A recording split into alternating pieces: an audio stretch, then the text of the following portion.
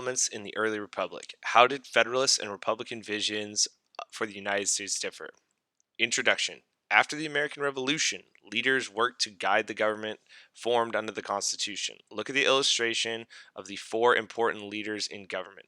On the far right stands George Washington, who had been lured out of retirement to serve as the nation's first president. Seldom has a leader seemed more reluctant to take power. My movements to the chair of government, he wrote on leaving home, will be accompanied by feelings not unlike those of a culprit who is going to the place of his execution.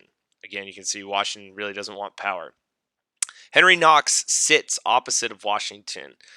You can see him right here in the blue coat holding the paper.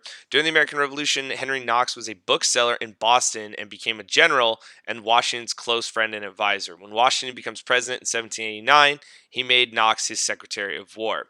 Two more important leaders in the government were Alexander Hamilton and Thomas Jefferson. Hamilton, who stands beside the president right here, and served as Washington's secretary to the Treasury. Jefferson, who stands behind Knox, so again right here, okay, served as Secretary of State. He managed relations between the United States and other countries.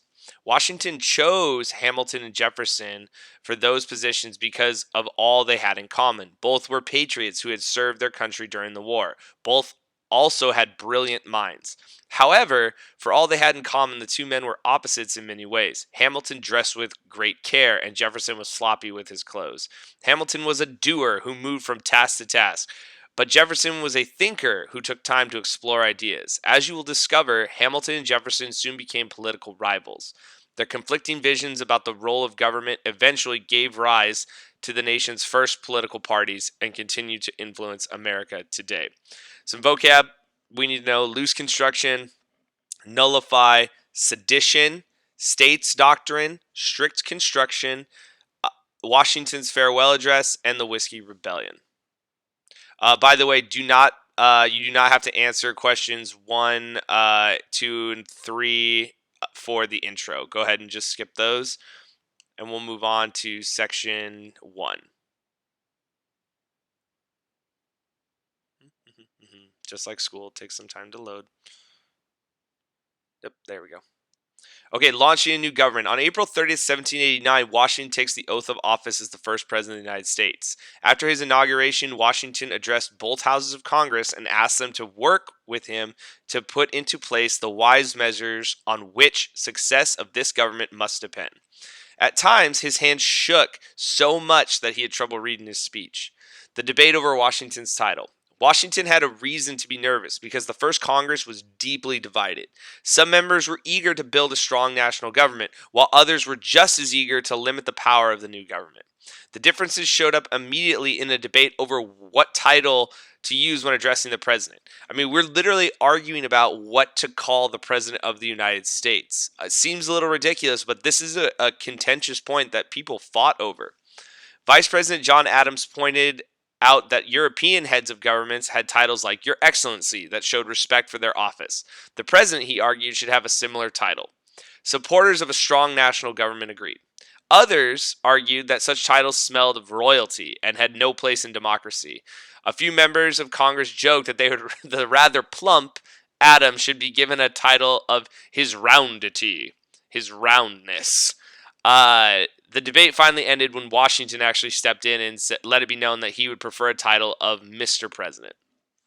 Setting up the executive branch. Next, Congress turned to the task of creating executive departments. As Washington had feared, arguments broke out at once over which departments should be and what powers they should have. Congress eventually approves 3 departments. The Department of State, which would set up handle relations with other countries. The Department of War was established to defend the nation. And the Treasury Department was set up to oversee the nation's finances. Congress also created an Attorney General to serve as the president's legal advisor and Postmaster General to head up the postal system. Washington chose men he trusted, such as Thomas Jefferson, Alexander Hamilton, and Henry Knox, to fill those positions, as he often met with them to ask for their ideas and advice. The heads of executive departments became known as the president's cabinet. Again, when you watch Barker and I talk about this, you can see a little bit more detail discussing it. Go ahead and do your check for understanding. Make sure you understand what each one of these are for. And then answer questions 1 and then go ahead and fill in question 2. Okay, so what's their role? Give me a symbol. Again, there's symbols here. You can pick out pictures and things like that. Okay, I believe it's under shapes. Yep, so under shapes, you can pick out a symbol if you would like to. Okay, so moving on. Washington as president. The most critical problem facing the new government was the national treasury was empty and the nation had no money. Congress had the power to raise funds through taxes, but members argued endlessly about what to tax and by how much. In 1791, Congress finally agreed to place an excise tax or tax on production and sale of a product on whiskey and other luxury goods such as carriages. The Whiskey Rebellion. Settlers living west of the Appalachian Mountains reacted angrily to the tax. Because Western farmers found it too costly to transport their grain across the mountains to sell in eastern cities, they distilled their bulky wheat into whiskey, which could be shipped more cheaply. Many farmers complained that the tax made their whiskey too expensive, so they refused to pay it. To end the protest, Congress actually lowered the tax in 1793. Most farmers began to pay up, but tax rebels in western Pennsylvania. In 1794, these whiskey boys tarred and feathered tax collectors who tried to enforce the law. Remember, tarring and feathering is very dangerous to the person who gets tarred and feathered, almost guaranteeing that they'll get some sort of infection in their body. Alexander Hamilton and George Washington saw the Whiskey Rebellion, so the uprising of farmers in Pennsylvania, as a threat to authority of the national government. At Hamilton's urging, Washington led 13,000 state militia troops across the mountains to crush the rebels. Faced with overwhelming force, the rebellion ended. Thomas Jefferson thought the idea of sending the army to catch a few tax rebels was foolish. Even worse, he believed that Hamilton was prepared to violate people's liberties by using armed force to put down any opposition to the government. The French Revolution. In 1789, the French people rebelled against their king, and Americans were caught up in a debate over the events in France. The leaders of the French Revolution dreamed of building a nation based on liberty, equality, and fraternity, or brotherhood. 3 years later, France became a republic and declared war on all peoples, a war of all peoples against all kings. Many Americans were thrilled by the French Revolution. This was especially true of Jefferson and his followers, who began calling themselves Democratic Republicans or simply Republicans. Do not get confused. The modern day interpretation can get skewed there. So just go ahead and that's just what they called themselves because they didn't want to be anti-federalists anymore. Because again, the word anti is so negative. The Republicans saw the French Revolution as a great crusade for democracy. In time, news from France caused supporters of the revolution to change their opinion. Cheered on by angry mobs, France's revolutionary government began beheading wealthy nobles, resulting in some 20,000 men, women, and children being killed. You can see in this picture right here, as I click on it, that they actually beheaded people. Take a look. This guy's holding up a dude's head in front of the crowd. That's the guillotine. It's pretty famous. Execution device that beheaded people. Hamilton and his followers, who called themselves Federalists, were appalled by the bloodshed, because many of them were wealthy.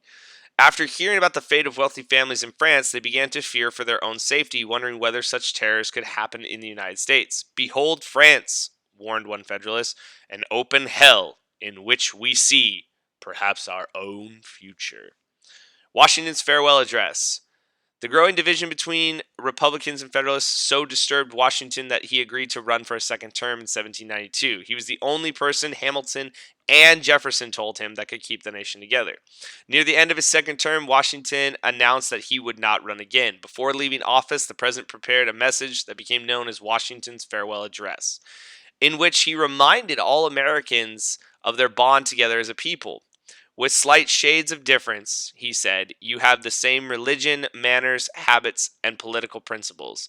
You have in a common cause fought and triumphed together." And again, this is really important. He warns of basically what we have now as a political system. Next, Washington warns of the two threats to the nation's future. One of these threats was problems the nation was having with other countries, and the other threat was the spirit of party. Washington said that it was natural for people to hold different opinions, but he warned against the dangers of passionate loyalties to parties.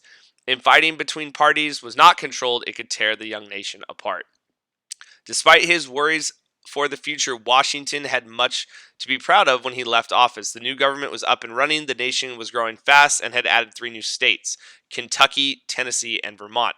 Most of all, Washington had steered his government safely through quarrelsome times, leaving the nation united and at peace. Go ahead and fill in the terms here. Make sure you got an understanding. Create a simple illustration of the government's response to the Whiskey Rebellion. And do you think the government acted appropriately? And then explain in your own words Washington's farewell address, what he meant by the spirit of party. If you have any questions, go ahead and click on the questions thread in Microsoft Teams. Have a